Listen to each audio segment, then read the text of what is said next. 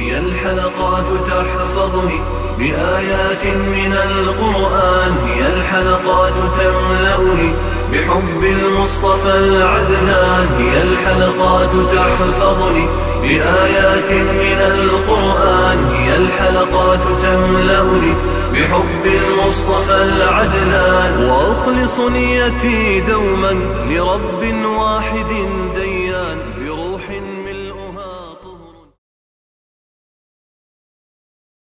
Sure Maide tefsiri 4. ayetten başlayıp okuyayım inşallah. Elhamdülillah ve salatu ve selam ala Resulillah ve ala alihi ve sahbihi ve sellem. Esselamu aleyküm ve rahmetullahi ve berekatuhu. Tümende dehtanlağa İbn Kesir rahimahullah'ın Kur'an-ı Kerim tefsiri Uygurca tercümesi Sure Maide 4. ayetinden başlayıp okuyayız inşallah. Euzu billahi mineşşeytanirracim. Ey Muhammed sallallahu aleyhi ve sellem, ular senden özlerine yemek içmekten nimelerinin halal kılınganlıkını soraydı. Aytqin ki, sizlarga pak narsalar ve qarchiga, qushga o'xshash shikarga o'gitilgan sizlar Allohning o'zinglarga o'gatgani bo'yicha o'gatgan ovchi jonivorlarning shikar qilgan narsalari halol qilindi. Ularning sizlar uchun o'g'ilgan narsalardan yanglar. Ovchi jonivorlarni shikoga qo'yib bergan cheg'inglarda Allohning nomini yod qilinglar. Ya'ni bismillah denglar. Allohning amriga muxolifatchilik qilishdan saqlaninglar. Allah haqiqatan tiz hisob olg'uchidir. Halal narsalarning bayoni to'g'risida Allah yuqorqi oyatlarda yiguvchilarning diniga va salomatligiga ziyonli bo'lgan harom narsalarni bayon qilgandan keyin zarur bo'lib qolganda u narsalardan hayotini saqlab qolg'idek miqdorda yeyishga ruxsat qilganligini bayon qilgan edi. Allah Teala bu vaqtda mundaq deydi: "Zururiyat bo'lmaguncha yeyish harom qilingan narsalarni Allah sizlarga ochiq bayon qilgan tursa, Allohning ismi aytilib bo'g'izlangan hayvanlarni nimishqa yemaysizlar? Nurg'un kishilar nafsi xohishiga ergishib, bilmasdan boshqalarni haqiqatan ozdirdi." Ey Muhammed sallallahu aleyhi ve sellem, ular senden özleriga yemek içmekten nimelerinin halal kılınganlıkını soraydı. Aytqin ki, sizlarga pak narsalar halal qilindi. A'rof suresida ümmetiga pak narsalarni halal qilib berish va nafaq narsalarni harom qilish payg'ambar alayhissalomning sifatlaridan ekanligi bayon qilingan. Muqotil pak narsalar degan iste'mol qilish halol qilingan halol rizqlardir deydi. İmam Zuhriydan suydikni davo uchun ichishning durust bo'ladiganligi to'g'risida so'raganda u suydik pak narsalardan emas deb javob bergan. O'gitilgan hayvonlarning o'g'ilgan ovlarining hukmi to'g'risida qarchiga, qushga o'xshash shikoga o'gitilgan sizlar Allohning o'zinglarga o'gatgani bo'yicha o'gatgan ovchi jonivorlarning shikar qilgan narsalari halol qilindi. Ya'ni sizlarga Alloh taolaning nomini atab bo'g'izlagan hayvonlar pak rizqlar halol qilindi. Shundaqla o'g'i o'gitilgan ishit, yilpiz va qarchiga qatorliq ov hayvonlari o'g'ilgan ovmu halol qilindi. O'gitilgan ov hayvonlarining o'g'ilgan ovlarining halol bo'ladiganligi ko'pligan sahobalar, tabiinlar va mazhab imomlarining ko'z qarishidir. Bu oyatning ma'nosi haqida Abu Talha ibn Abbas radhiyallohu anhumaning mundaq deganligini rivoyat qildi. O'gitilgan ov hayvonlarining ichiga ishit, va yilpizlarga o'xshash hayvonlar, burkut va qarchig'iga o'xshash qushlar kirdi. Bu vaqtda Haysama, Tavus, Mujahid, Makhul va Yahya ibn Abu Kasir qatorliqlardanmi shunday rivoyat qilingan. İmam ibn Jarir Abdullah ibn Umar radhiyallohu anhumaning mundaq deganligini rivoyat qiladi. Shunqar va uning o'xshash o'g'i o'gitilgan qushlar ovlagan hayvonni terik holatda qo'lga tushirsang, uni bo'g'izlab yegin. O'lik bo'lsa yemigin. Lekin ko'pincha olimlarning ko'z qarashicha o'gitilgan o'q qushi ovlagan o'q bilan o'gitilgan ishit qatorliq hayvonlarning ovlagan o'vi o'xshashdir. Chunki ishit ovlaganda ovni qandoq qamallab tutgan bo'lsa, qushmi shundoq qamallab tutadi. Bu vaqtda İmam ibn Jarir Adi ibn Hatemning mundaq deganligini rivoyat qiladi. Men payg'ambar alayhisalomdan o'g'i o'gitilgan shunqarning o'lgan o'vi to'g'risida so'rasam, payg'ambar alayhisalom sana tutib bergan bo'lsa yegin dedi.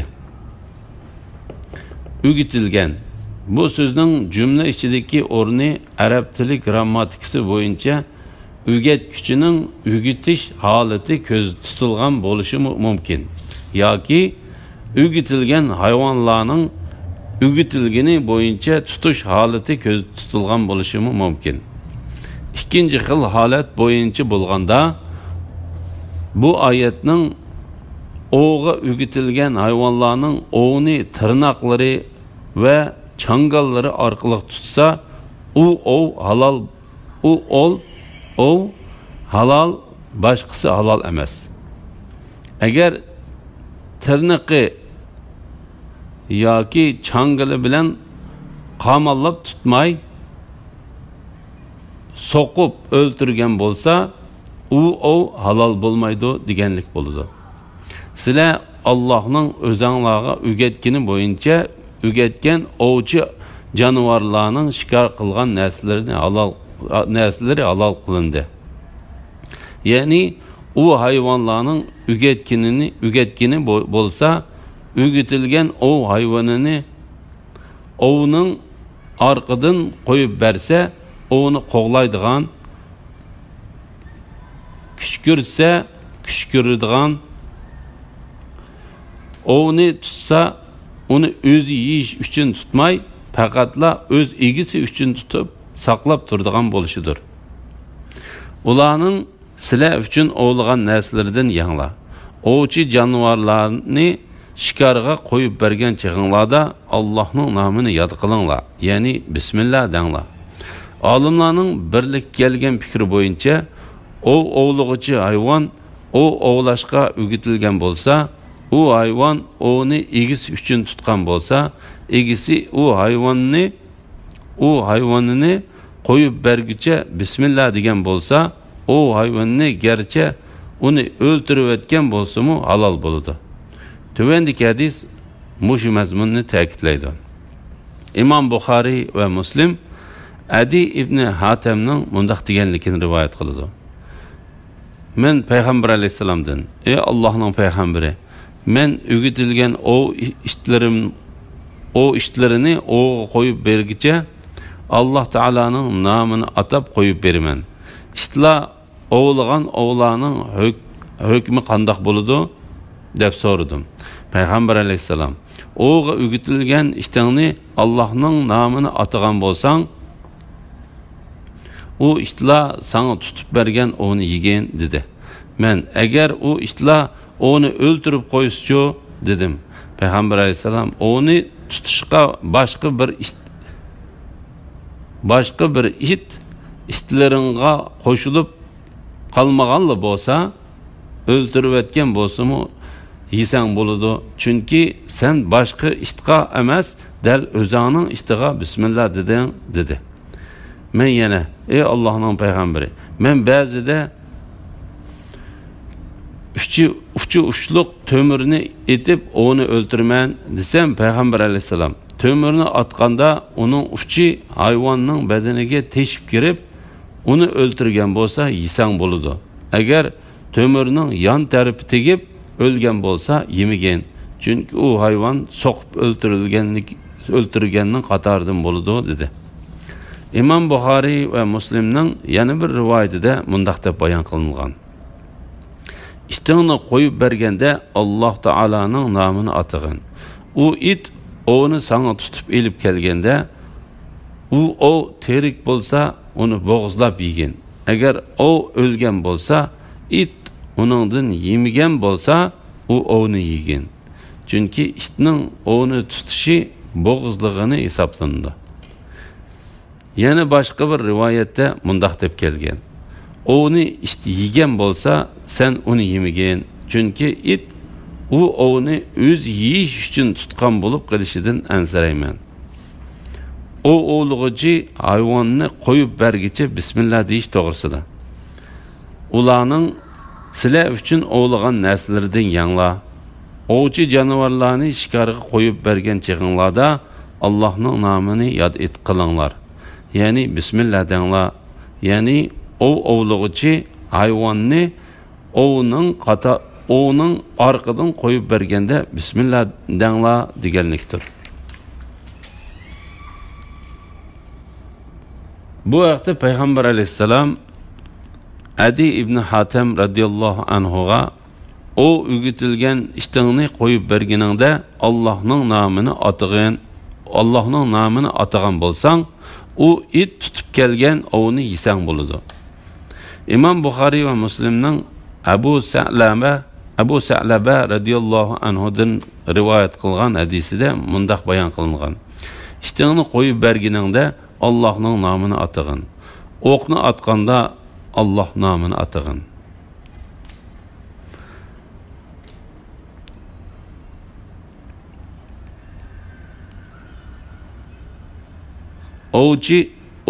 Ovchi jonivorlarni shikarga qo'yib bergan chig'inglarda Allohning nomini yod qilinglar, ya'ni bismillah denglar. Bu oyatning ma'nosi haqida Ibn Abbas radhiyallohu anhuma mundaq deydi. İştingni ovlashga qo'yib berganingda bismillah degan, mubodo unutib qolsang hech vaqasi yo'q. Bu oyatdan yeganda bismillah desangmi bo'ladi deganlik maqsad qilingan degan ko'z qarashim bor. İmam Buxoriy va Muslim yeganda bismillah deyish to'g'risida Payg'ambar alayhisalomning o'z tarbiyasida bo'lgan Umar ibn Abu Salamga mundaq deganligini rivoyat qildi. Tamoq yeyishdan burun bismillah degin. O'ng qo'ling bilan yegin. Oldingdan yegin. İmam Buxoriy Aisha radhiyallohu anhaning mundaq deganligini rivoyat qildi. Sahabeler, ey Allohning payg'ambari, yangidan musulmon bo'lgan kishilar bizga yeyish uchun go'sht elib keladi. Ularning hayvonlarni bo'g'izlaganda bismillah deydigan yoki demaydiganligini bilmaymiz. Bu go'shtlarni yesak bo'lamdi deb so'ragan edi. Payg'ambar alayhisalom, sizlar bismillah deb yanglar dedi.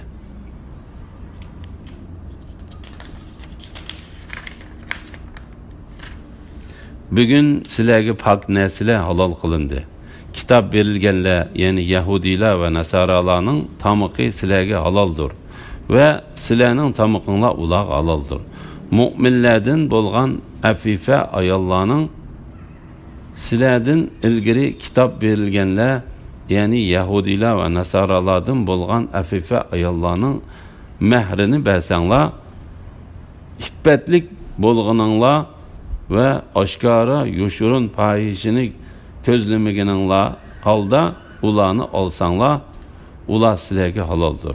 Kimiki imandan yenib oladigan yoki shariat ahkomlarini inkor qiladigan, uning amalining savobi yo'q chiqariladi. Oxiratda u ziyon tortquchilardan bo'ladi.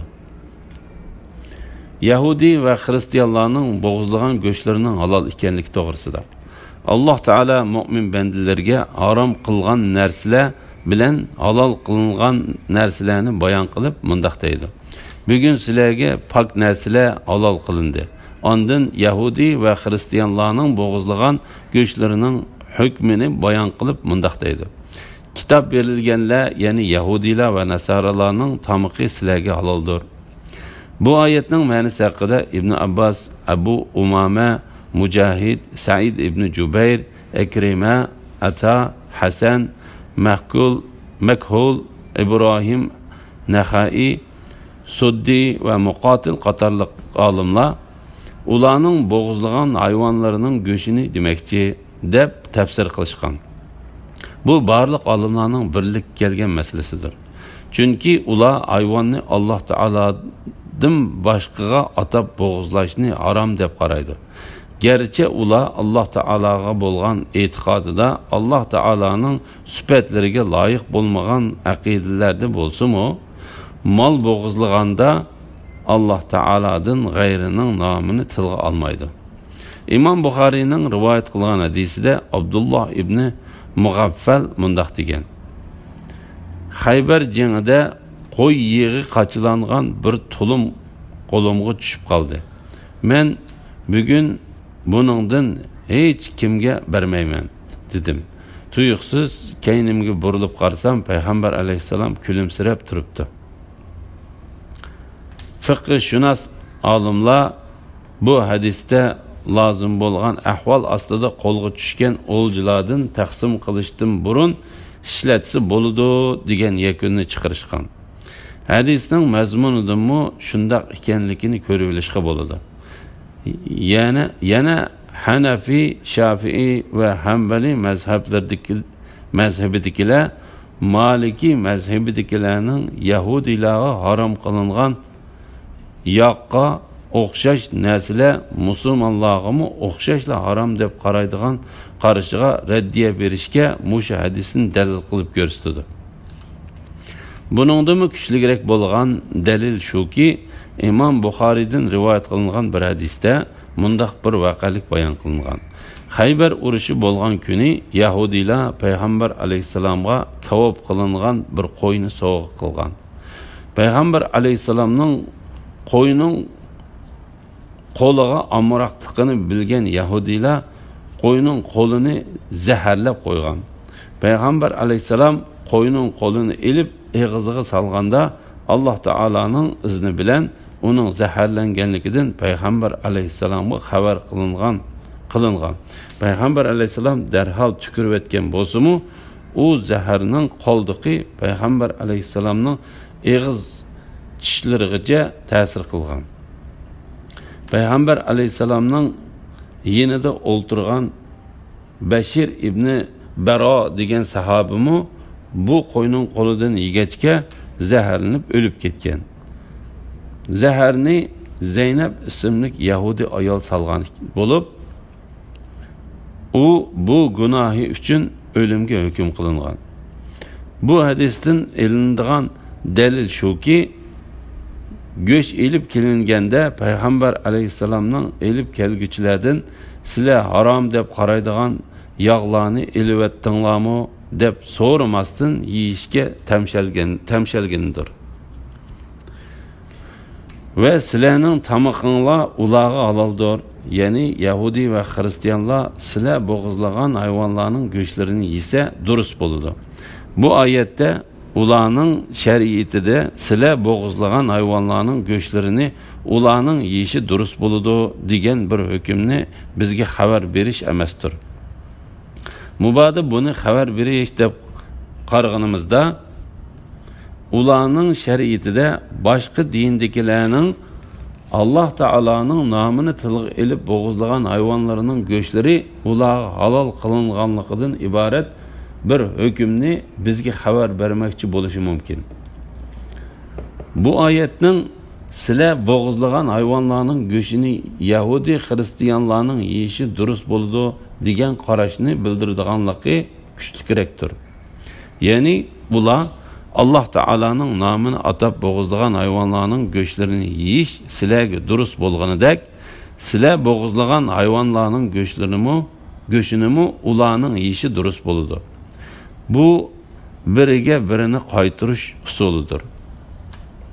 Abbas radhiyallohu anhuma Makkadan Madinaga kelganda Abdullah ibn Ubay ibn Salul uningga o'zining tonini kaydirib qo'yganligi uchun Abdullah ibn Salul o'lganda payg'ambar alayhisalom o'zining tonini unaga kaydirib, shu ton bilan yerligiga qo'yish orqali uning so'g'itini qaytirgan.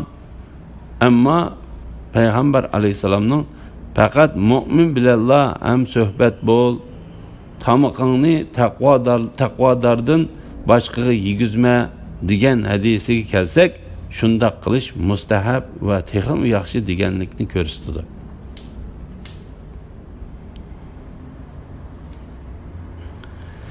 Yahudi nasaralardan bo'lgan iffatlik ayollarga o'yinishning halollik to'g'risida. Mu'minlardan bo'lgan afifa ayollarning, ya'ni iffatlik hur mu'min ayollarga o'yinish sizlarga halol qilindi deganlikdir. Bu oyatdan iffatlik ayollarning ko'zda tutilganligi ko'rilib turdi. Alloh taolo bu haqda mundaq deydi: ular oshkor zina qilmaydigan, yo'shirin ashni tutmaydigan afifa bo'lish kerak.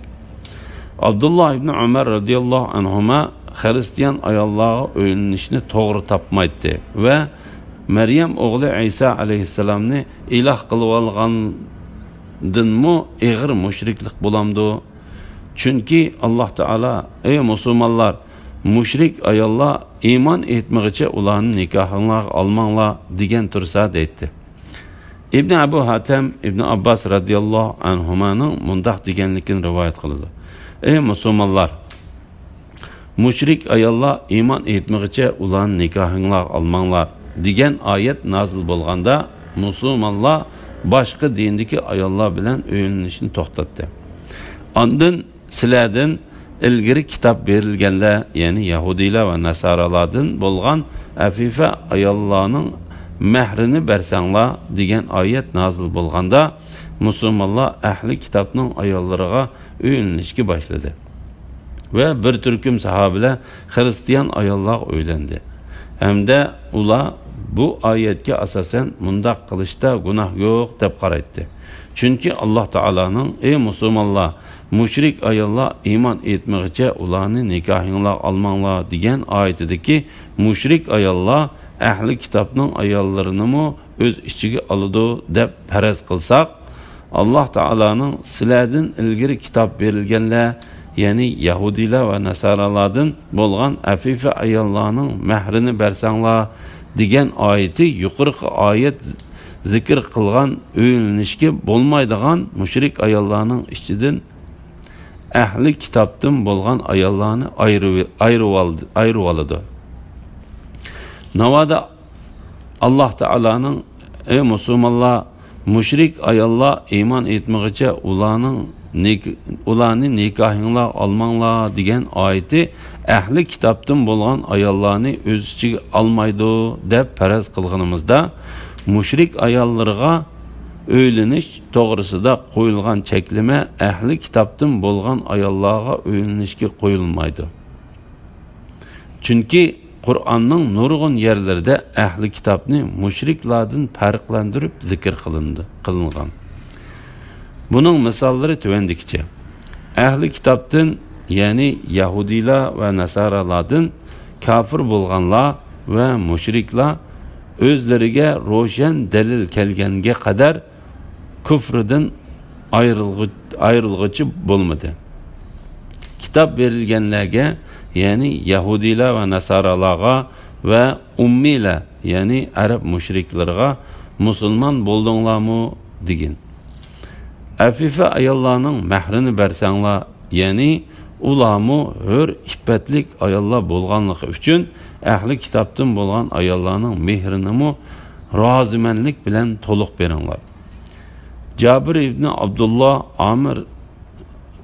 Amir Sha'bi, İbrahim Naxai va Hasan Basri qatorliqlar agar bir kishi bir ayolni nikohiga elib uning bilan bir yerda bo'lishdan burun u ayol boshqa biri bilan fohisha qilgan bo'lsa, u ikkisining oralig'idagi nikoh bekor qilinib, ayolga berilgan mehr to'liq qaytirib olindi deb fatvo berdi. İffetlik bo'lganinglar va oshkor yoshirin fohishini ko'zlamagininglar holda ularni olsanglar, ular sizlarga haloldir. Ya'ni ayollarning iffetlik bo'lishi shart qilingandek, erlarning mu iffetlik bo'lishi shart qilingan. Oshkor yo'shurun fahishini ko'zlamaganinglar, ya'ni buningdan gunoh o'tkazishdan yanmaydigan uchirganlar odam bilan fahisha qilaveradigan kishilar ko'z tutilgandir. İffetlik bo'lganinglar, bu oyatda ko'z tutilgani bo'lsa, faqat oshnalari bilanla fahisha qildiganlardir. Bu vaqtda Sura Niso'da bayon qilingan edi. Alhamdulillah, Alloh shukrlar bo'lsin. Yuqorida Sura Maide tafsiridan 5-oyatgacha angladinglar. Axirini keyin qitimliq o'qishimizda davomlashtiramiz inshaalloh. Assalomu alaykum va rahmatullohi va barakatuh.